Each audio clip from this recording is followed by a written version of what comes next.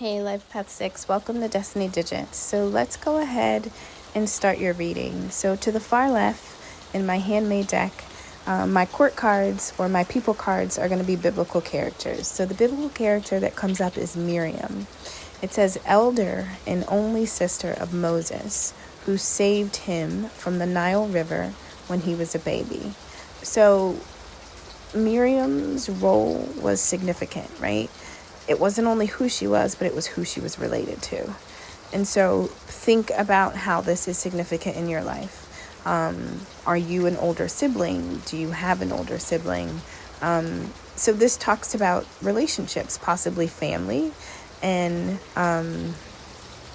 the roles that the others are tied to. Now, let me tell you a backstory about Miriam.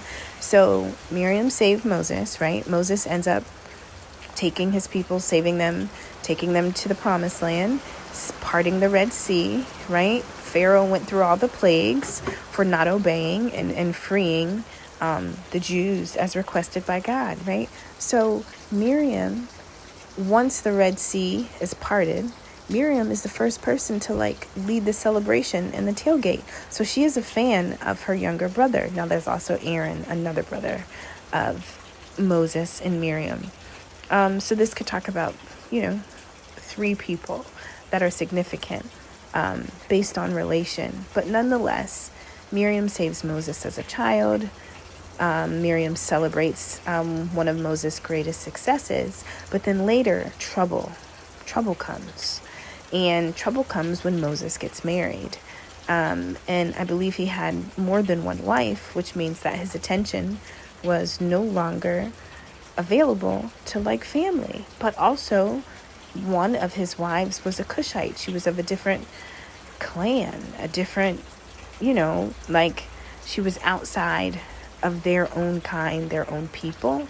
And so that was a problem. So not only was she not one of us, but she's, you're now giving time to people that really don't represent us. They haven't been through what we've been through. They don't understand our story. So that became an issue between Miriam and Moses after some of the biggest journeys happened. So let's just talk about this. Why would I choose biblical characters?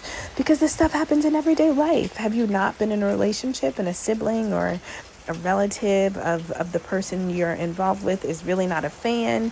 This, people are people, whether they're here now on earth or they were here thousands of years ago. Humans are pretty much humans, and we develop very slowly. And jealousy and envy and all of that is still real and prevalent today. But nonetheless, Miriam, right? This is a significant woman, a significant feminine. And her role was intentional and divine. So next we have the Eight of Swords. And so this is thinking you're in a prison, but there's actually no lock. There's no chains. There's really not even bars. It's not even an enclosed room, right? And so this is believing something that's untrue, but it has paralyzed you from seeing your strength. Right? And so that's with the Eight of Swords. 8 is a number of work. It's a number of power. It's about pushing through. It's about having courage. But in this sense, this is when all of that has been lost and we just feel like we're stuck and we can't be free. And this is in our mental space. This is a mental prison.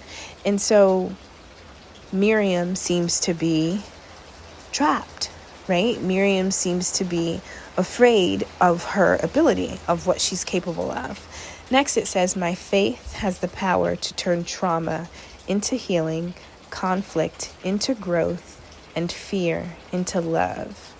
You know what I hear? I hear healing grows love, right? And so if we want more love in our life, then we have to heal from the things that wounded us. And following that is literally the Three of Swords, which is grief, heartbreak, betrayal, anytime something wounded us or scarred us, our heart spaces are most vulnerable.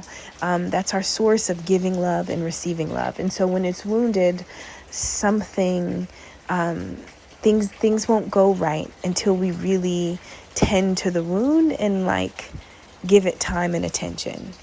And so this card says that it needs time, it needs attention in order to get to what you really want, which is the love.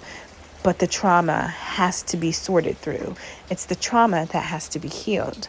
And in doing so, it gives you the growth you need as an individual, as a person, in order to bring back the energy of love that you so need in life to see who you are, to see the truth about who you are. And so I kind of feel like that Eight of Swords is like believing something untrue about self because of traumas that you endured, right? And it could have been by someone close, someone that you cared for, someone that you gave a lot of time and attention to, someone that you looked after. And I'm saying that because of the significance of Miriam and the place that she played, to members or people that were very close to her by way of family, but it could be by way of anything. And so this is understanding your significance and your worth and not really allowing heartbreak to define you and your ability, right? This is about not taking those things personal, but really always knowing that we're stronger than we are, and our power was found elsewhere and not in the way others treated us. That was never going to be enough. At your core, it's about faith, right? Faith in life, in God, in the universe, in the divine. And that when things go one way, it's because it will go better elsewhere, right? But it takes healing and time to really know that. Okay, sixes. So sixes, your family people, your lovers, you are committed to the people you protect, you will sacrifice yourself, right? And in this moment, it seems like you need your time and your attention. This is where you pull back and give it to you, because it's time for healing to take place in order for you to grow. Okay. All right, sixes. Thank you so much for being here. Take care.